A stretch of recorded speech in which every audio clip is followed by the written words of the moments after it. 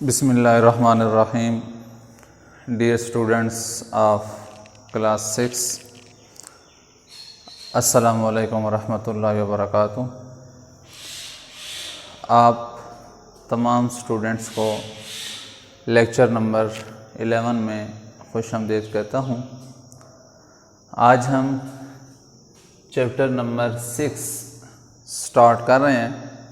Chapter number 6 के words meaning पहले हम करेंगे, उसके बाद फिर ट्रांसलेशन, जिस तरीके से हमारी एक रूटीन चल रही है। तो स्टूडेंट्स, सबसे पहले आप ये करेंगे कि आपके सामने बोर्ड पे वर्ड्स लिखी हुई हैं, इनके आपने एक दफ़ा स्क्रीनशॉट ले लें। इसके बाद फिर आगे हम चलते हैं।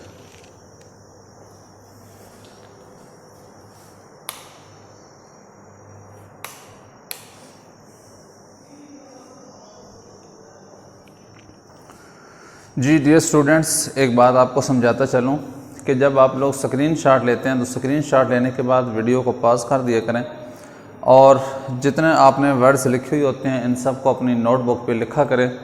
और उसके बाद फिर जब मैं मीनिंग स्टार्ट करता हूँ तो जैसे जैसे मैं साथ साथ मीनिंग लिखता जाता हूँ, आप मीनिंग भी लिखते जाएं और साथ साथ अपने स्पेलिंग्स भी चेक करते जाया करें।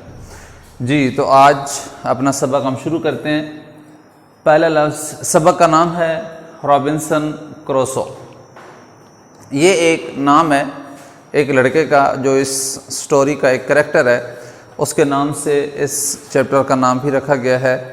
तो नाम है रॉबिन्सन क्रूसो। पहला लफ्ज़ हमारे पास ऑटम, AUTUMN।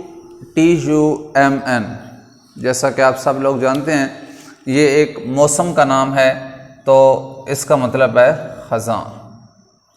ये मौसम है ख़ज़ां, ऑटम, AUTUMN। सेकेंड लफ्ज़ है वेव्स, प्लूरल है। वेव का मतलब लहर होता है, ये प्लूरल है, वेव्स है, तो लफ्ज़ क्या लिखेंगे? लहरें, WAVES। क्या बनेगा? लहरें। मीनिंग साथ साथ आप लिखते जाएं, स्पेलिंग भी अपने मैच करते जाएं। वेव्स, लहरें। थर्ड वर्ड है हमारे पास क्रैश्ड, CRASHED, क्रैश्ड। ये हमारे पास थर्ड वर्ड है। स्पेलिंग इसके आप चेक करेंगे, CRASHED, क्रैश्ड। इसका मतलब है टकराना। ये चूंकि सेकंड फॉर्म है तो इसमें आप लिखेंगे टकराया। वैसे इसका मतलब टकराना होता है। नेक्स्ट वर्ड है टीयरिंग, टीयरिंग, TEARING, टीयरिंग हमारे पास लफ्ज़ है। नेक्स्ट, टीयरिंग का मतलब होता है फाड़ते हुए।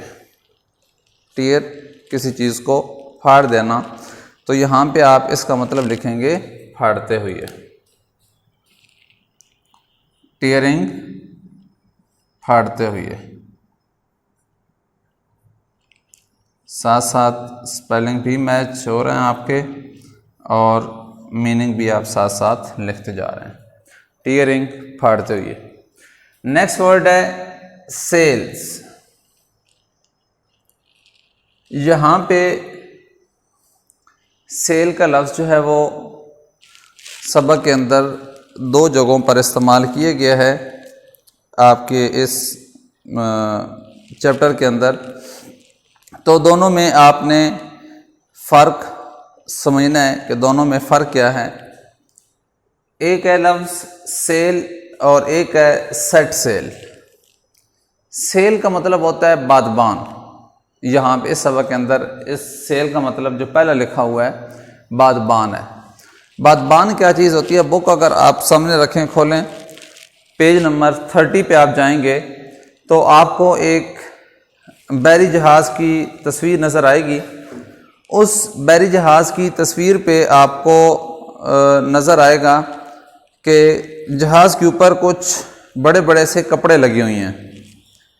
ये इस वजह से लगाए जाते हैं कि ताकि हवा के साथ साथ बैरी जहाज़ जो है वो आसानी से चल सके।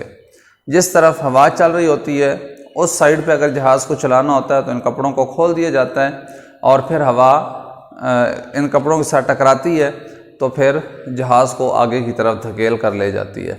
तो यहाँ पे सेल्स का मतलब हम लिखेंगे बादबान, जमा का लफ्ज़ है, सिंगल सेल होगा बादबान। इस तरह से आप लिखेंगे। मास्ट, MAST, इसका मतलब है मस्तौल। मस्तौल क्या चीज़ होती है? वो बांस जिनके साथ इन कपड़ों को बांधा जाता है उन्हें हम मस्तौल कहते हैं। लिखने का तरीका आप इधर से देख के लिख लेंगे कि मस्तौल कैसे लिखना है। इस तरह से आप लिखेंगे मीम सीन ते वाव और लाम, मस्तौल। नेक्स्ट वर्ड है सेलर्स, SAILORS, सेलर्स। यहाँ पे सेलर सिंगुलर लिखा गया है तो इसका मतलब होगा मल्ला। आपकी बुक में ये प्लूरल फॉर्म में यूज़ किया गया है, यहाँ पे हम एक लेंगे, इसका मतलब क्या होगा? मल्ला, कश्ती चलाने वाला। नेक्स्ट वर्ड हमारे पास है फार ऑफ। ये FAR फार है, OR नहीं है। स्पेलिंग सही लिखने हैं, FAR फार। और दूसरा है OFF ऑफ। इसका मतलब होता है दूर दराज। ऐसी चीज़ जो बहुत ज़्यादा दूर हो उसको फार ऑफ कहा जाता है, दूर दराज। नेक्स्ट वर्ड है सैंड बैग, SAND, सैंड। रेत को कहा जाता है बैंक, BANK बैंक। एक तो वो बैंक है जिसमें आप लोग फीसेस जमा करवाते हैं, और एक बैंक का मतलब किनारा होता है, BANK बैंक, किनारा। तो सैंड बैंक रेत का किनारा, या इसे आप रेतला किनारा भी कह सकते हैं। सैंड बैंक रेतला किनारा, रेतला किनारा। बैंक किनारे को कहते हैं और सैंड रेत को कहते हैं, रेतला किनारा। नेक्स्ट वर्ड हमारे पास ओर्स, OARS। ओर्स कहते हैं चप्पू को, यानी कि वो एक लकड़ी की मखसूस शक्ल कि जिसको कश्ती चलाने के लिए इस्तेमाल किया जाता है। आप लोग अगर कभी कश्ती में बैठे हैं तो आपको पता होगा कि जिस लकड़ी के डंडे की मदद से कश्ती चलाई जाती है उसकी ख़ास शक्ल होती है, उसे चप्पू कहा जाता है। नेक्स्ट वर्ड है वॉर्स, WORS। वॉर्स ऐसी चीज़ जो बहुत ज़्यादा ख़राब हो, बदतरीन। वॉर्स का मतलब आप लिखेंगे बदतरीन।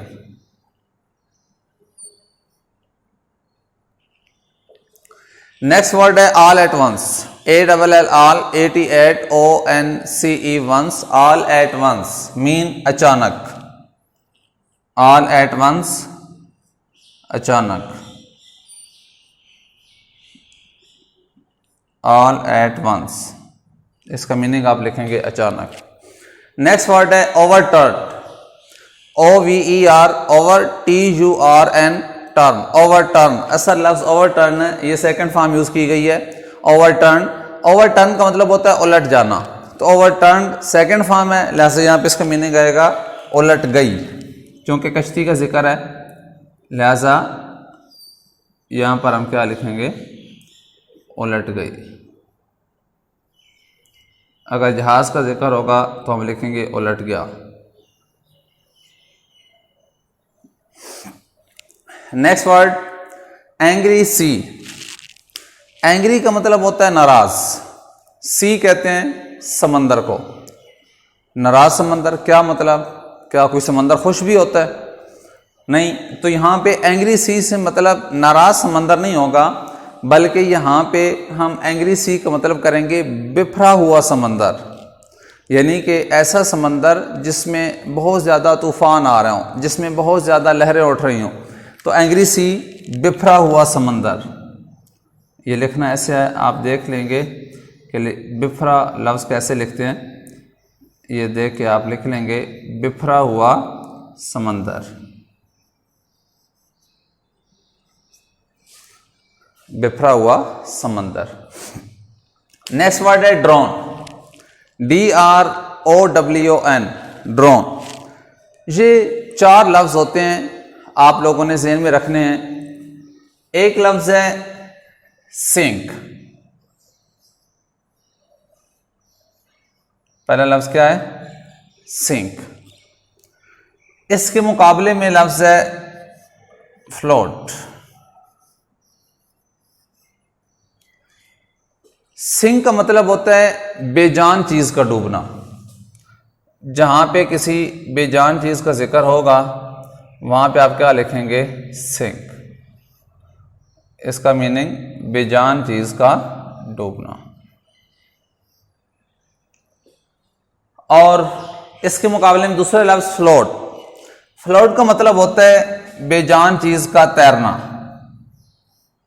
ऐसी चीज़ जो जिंदा नहीं है उस चीज़ का तैरना, बेजान चीज़ का तैरना कहलाता है फ्लोट।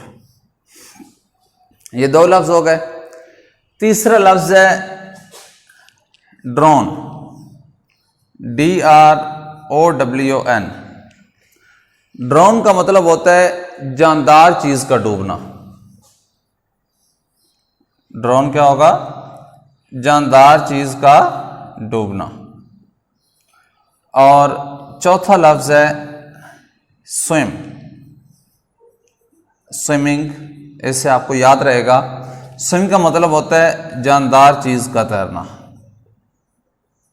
यानी अगर पानी में लकड़ी तैर रही है तो आप ये नहीं कह सकते कि लकड़ी जो है वो क्या कर रही है? तैर रही, स्विम कर रही है, स्विमिंग कर रही है। लकड़ी स्विमिंग नहीं करेगी, लकड़ी क्या करेगी? फ्लोट करेगी। बेजान चीज़ का तैरना फ्लोट, जानदार चीज़ का तैरना स्विम, सिंक बेजान चीज़ का डूबना, और ड्रोन क्या होगा? जानदार चीज़ का डूबना। ये 4 लफ्ज़ आप लोगों ने ज़हन में रखने हैं और इसमें जो फ़र्क है वो भी आपने समझ लेना है। तो हमारा यहाँ पे जो वर्ड है वो ड्रोन है। तो ड्रोन का मीनिंग आपने क्या लिखा था? जानदार चीज़ का डूबना। तो यहाँ पे आप लिख देंगे ड्रोन, जानदार चीज़ का डूबना। ये पीछे जो मैंने आपको 4 लफ्ज़ लिखवाए हैं ये भी आपने नोटबुक में शामिल कर लेना है। मैंने यहाँ पे इस वजह से नहीं लिखे क्योंकि ये आपका लेसन जो था इसका हिस्सा नहीं थे, लेकिन आप लोग जब वर्ड्स में नहीं लिखेंगे नोटबुक पे तो ये चारों लफ्ज़ जानदार चीज़ का डूबना, बेजान चीज़ का डूबना, जानदार चीज़ का तैरना, बेजान चीज़ का तैरना, ये चारों लफ्ज़ आप क्या करेंगे? अपनी नोटबुक पे इनको लाजमी लिखेंगे ताकि आपको फ़र्क समझ आ जाए। DROWN, ड्रोन, जानदार चीज़ का डूबना। नेक्स्ट वर्ड है हेल्ड। एक हेल्ड का मतलब होता है मुनक़िद होना, मुनक़िद करना। और यहाँ पे हेल्ड का मतलब होता है रोक लेना। इस जगह पे हेल्ड का मतलब हम लिखेंगे रोक लेना, हेल्ड, रोक लेना। और नेक्स्ट वर्ड है ब्रेथ, BREATH, ब्रेथ कहते हैं सांस को।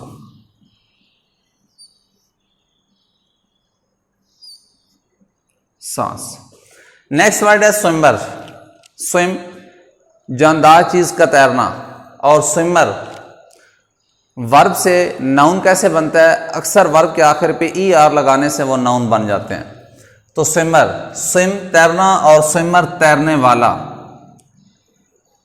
स्विमर तैरने वाला। इसके लिए उर्दू में एक लफ्ज़ इस्तेमाल किया जाता है तैराक, वो भी लिख देता हूं, तैराक। ये दोनों लफ्ज़ आप लिख लेंगे। नेक्स्ट वर्ड है सेट सेल। यहां पे सेल हमने लिखा था, सेल का मतलब आपको बताया था बदबान होता है। अब ये लफ्ज़ है सेट सेल। सेट सेल से क्या मतलब होगा? सेट सेल बहरी सफ़र पर रवाना होना। यहां पे हम इसका मतलब लिखेंगे सफ़र पर रवाना होना। सेट सेल, सफ़र पर रवाना होना, ये ख़ास सफ़र है जो पानी में किया जाता है, सफ़र पर रवाना होना। Life boat, life boat, life ज़िंदगी, LIFE, life BOAT, boat. Life boat से क्या मुराद होगा? जान बचाने वाली कश्ती। लाइफ बोट, जान बचाने वाली कश्ती।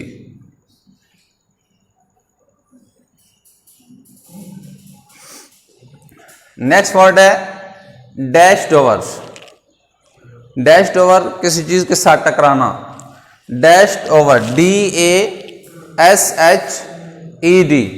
Dashed over, OVER, dashed over. तो क्या मतलब होगा? डैश्ड ओवर, किसी चीज के साथ टकराना। तो यहां पे आप क्या लिखेंगे? टकरा गई। डैश्ड ओवर, टकरा गई। लहरों का चूंकि जिक्र है, आप इस तरीके से लिखेंगे। इसका आप एक दफ़ा स्क्रीनशॉट लेंगे, उसके बाद फिर आगे चलते हैं।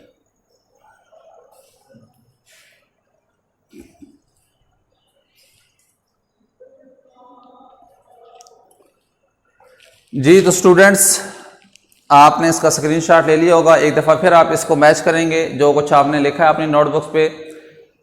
ये इसकी पिक्चर जो आपने ली है वो आप अपने सामने रखेंगे।